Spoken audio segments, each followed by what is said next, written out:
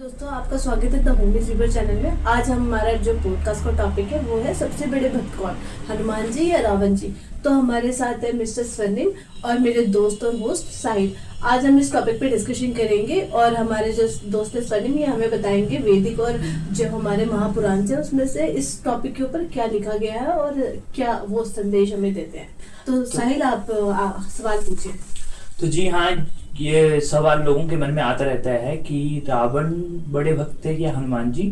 तो आपको भी पता है कि राम भगवान के हनुमान जी बहुत बड़े भक्त थे। रावण भी अपनी तपस्या से शिव जी भगवान को बहुत प्रसन्न कर चुके, वो भी एक बहुत बड़े भक्त थे। तो स्वर्णिम जी हमें बताइए कि ये दोनों किस तरह की भक्ति करते थे और कौन सबसे बड़ा भक्त था। देखिए, बहुत अच्छा सवाल है। और जैसा कि हमको सभी को पता है कि भक्ति बहुत अलग अलग तरह की होती है। तो भक्ति अगर प्रेम से हो तो वो निष्काम भक्ति होती है। भक्ति अगर स्वार्थ या अहंकार के लिए हो तो वो सकाम भक्ति होती है। ठीक है। तो जब आप भक्ति के किसी एक स्टेप पे आगे बढ़ते हो तो आपको पता चलता है कि आप किस तरह से भगवान को पाना चाहते हो।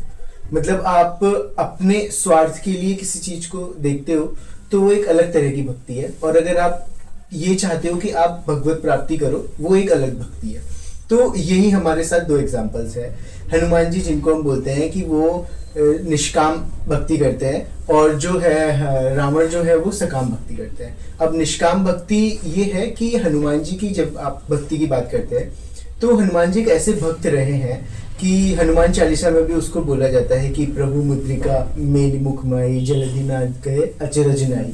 तो इसका अर्थ यह है कि प्रभु मतलब एक मुद्रिका प्राप्त करने के लिए कितने योजन पार करके, समुद्र पार करके सीता माता के पास गए थे।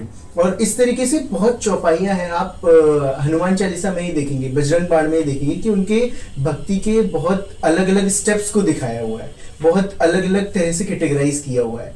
तो ये एक प्रेममय भक्ति है। मतलब कि एक तरीके से हम बोले कि एक डिवोशनल टाइप ऑफ भक्ति है जिसमें आप प्रॉपर भगवान पे अपने आप को समर्पित कर देते हो। और एक भक्ति आती है रावण की। हालांकि ऐसा नहीं है कि रावण भक्त नहीं था। रावण बोला जाता है कि शिव जी भगवान का एक अनन्य भक्त था। अनन्य भक्त मतलब बहुत उच्च कोटि का भक्त था। और ये भी कहते हैं कि जब हनुमान जी भक्ति करते हैं तो वहां प्रेम झलकता है, बट जब रावण भक्ति करता है तो उस टाइम एक अलग ही नाद उत्पन्न होता है। आप जब शिव तांडव स्तोत्रम पढ़ते हैं या आप सुनते हैं तो आप सुनेंगे कि उसमें किस किस तरह के वर्ड्स यूज हुए हैं। तो वो वर्ड्स आप सोचो कि जब रावण स्तुति कर रहा है तो मतलब बोलते हैं कि तीनों लोग उस टाइम पे बहुत इफेक्ट होते थे।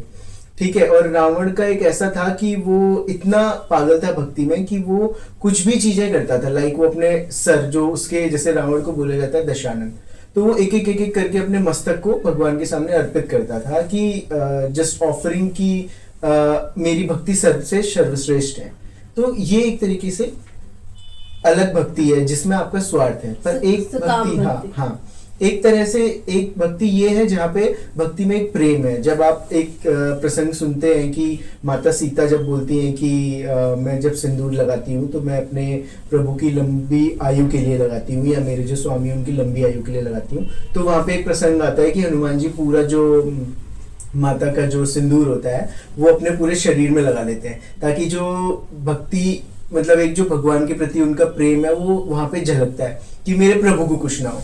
तो इस तरह से हम देखा जाता है। मतलब कंक्लूजन हमारा अगर हम देखा जाए तो हनुमान जी की भक्ति है कि हम वो सिर्फ भक्ति पे ही बिलीव करते हैं। उनको बिल्कुल आप वापसी में उन्हें कोई चीज चाहिए नहीं। जहाँ तक हमारे रावण है उनकी भक्ति का ये देखा जाता है कि उनको अपनी भक्ति के बदले में कुछ चाहिए। तो बस यही दो टाइप्स की हमें भक्ति पता चल रही है। बिल्कुल। तो इससे हमें ये पता चलता है कि मतलब जो भक्ति अब बिना किसी स्वार्थ के किए जाए तो वो सबसे बड़ी भक्ति मान सकते हैं। हनुमान जी को हम एक मतलब ऊपर थोड़ा सा ऊपर मान सकते हैं कि भक्त है। वहीं रावण जी जो थे कि वो किसी काम के लिए, उनके जो मतलब अपने कुछ कार्य के लिए वो भक्ति करते थे। तो हमें वैसे मेरा मानना यह है कि जो बिना किसी इच्छा से की जाए भक्ति वो सबसे ऊपर वो श्रेष्ठ होती है। सही बात है, आप दोनों की बात उचित है कि हम जैसे आज के टाइम पे देखें तो आज के टाइम पे जो भक्ति है वो कहीं ना कहीं एक रावण वाली भक्ति हो चुकी है। पर देखिए, ये भक्ति गलत नहीं है। तब तक लेकिन जब तक इसका- वो हर्ट ना करे। इसका अंजाम तो बुरा ही है। बिल्कुल, भले बिल्कुल। रावण जी कितने भी बड़े भक्त थे, लेकिन वही। एंड में तो उनका विनाश ही हुआ। तो वही। अगर आप भक्ति करो तो मेरे ख्याल से निस्वार्थ ही करना चाहिए। निस्वार्थ करो, वही- ऐसा नहीं कि आप आज कुछ सोचते हो, कल कुछ सोचते हो, परसों कुछ सोचते हो। आप जिस भगवान को मानते हो, जिस तरीके से भक्ति करना चाहते हो, वो सबसे ज्यादा श्रेष्ठ होती है। और ये भी माना जाता है कि जैसे अहंकार वाली भक्ति जो होगी वो कुछ समय तक ही टिक पाती है, बिल्कुल कुछ समय तक ही और टिकती जो है। प्रेम से करोगे वो आपकी वो भक्ति चली आगे तक रहेगी। टिकेगी। जैसे आप हनुमान जी की भक्ति देखेंगे, या और भी बहुत सारे भक्त रहे हैं, प्रहलाद जी की भक्ति है और ध्रुव जी की भक्ति है। तो इस तरह के जो आप भक्त देखेंगे, इनका नाम कभी मतलब ऐसा लगता है कि कभी खत्म ही नहीं हो सकता। पर कहीं ना कहीं रावण को जो देखा जाता है बहुत एरोगेंट और बहुत स्पेसिफाई टाइप ऑफ भक्ति में देखा जाता है कि हाँ, शायद उन्होंने एक बार वही। ऐसा कैलाश पर्वत वाला भी कोई को प्रसंग भी में मेंशन उठा दिया था जब वो मतलब शिव तांडव स्तोत्र में ही है कि उसकी स्तुति से पहले उन्होंने कैलाश पर्वत को उठा लिया था। उठाने उनकी की उंगली- कोशिश की थी शायद बिल्कुल। के ऊपर। तो शिव जी भगवान की एक छोटी जो पैर के अंगूठा है, उससे ही उन्होंने उसको नीचे डाउन किया था और उसकी उंगली उसके नीचे दब गई थी रावण की। तो उसने उस टाइम स्तुति करी, प्रसन्न होकर भगवान ने उसको अपने उसके साथ चलने के लिए हाँ बोला था। तो इस तरह का है। पर हाँ, ये है कि हनुमान जी की भक्ति जो थी वो युगों तक चलती आ रही है। पर रावण को कहीं ना कहीं हम एक अलग पॉइंट ऑफ परसेप्शन से देखते हैं। तो एट द एंड मतलब यही चीज बनता है कि भक्ति करो तो दिल से करो, जिससे सामने वाले का कोई अहित ना हो और आपकी भक्ति आपको अच्छी लगे। संदेह ना हो, वो भक्ति अच्छी है। जहाँ संदेह है और जहाँ आपके मन में कुछ एक कलह पैदा हो रहा है, जहाँ आपको स्वार्थ लग रहा है कि मैं आज ये करूंगा तो भगवान जी मुझसे खुश हो जाएंगे, ऐसे मत करो। भगवान तो आपकी छोटी से छोटी चीजों से भी खुश हो सकते हैं, पर आप उस छोटी चीजों को कितने प्योरेस्ट फॉर्म में करते हो, that is the pure devotional भक्ति। मतलब हम अपने कर्म करें, भगवान को अगर हम मानते हैं तो भगवान को माने। बदले में भगवान हमें क्या देना चाह रहे हैं, क्या नहीं देना फल चाह की रहे, ये इच्छा उनके ना ऊपर करें। है। हाँ, बिल्कुल, फल की बिल्कुल। इच्छा ना तो करें। हमें मतलब आप ये हमारे जो पॉडकास्ट देखने वाले लोग हैं उनको यही क्या देना चाह रहे हो आज के टॉपिक के हिसाब से? देखिए, जो भी काम करते हैं आप बहुत उससे करें। और आजकल बहुत नई नई प्रथाएं हैं तो उन पर मत जाएं। आपको जो अच्छा लगता है आप वो करें, पर उस अच्छे से आपका अहित ना हो।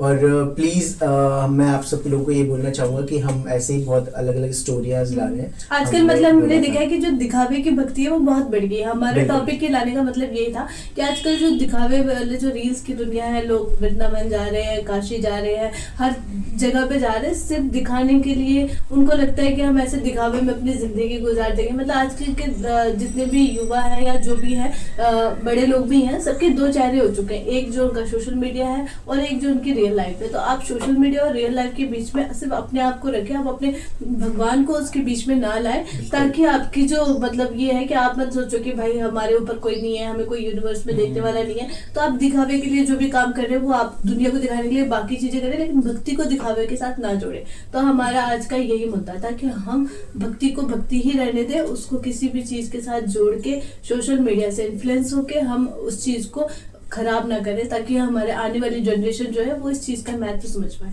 बिल्कुल। और इसी तरीके से हमारे साथ जुड़े रहिए और प्लीज़ हमारे चैनल को और इस वीडियो को खूब सारा ढेर सारा प्यार दें, ताकि हम और भी टॉपिक्स ला पाए। और आप किसी भी टॉपिक से हमारे बारे में या हमारे चैनल के माध्यम से जानना चाहते हैं तो आप प्लीज़ हमको कमेंट करें, आप हमको मेल भी कर सकते हैं। And thank you so much for watching our video. Please like, share and comment. नमस्कार। नमस्कार।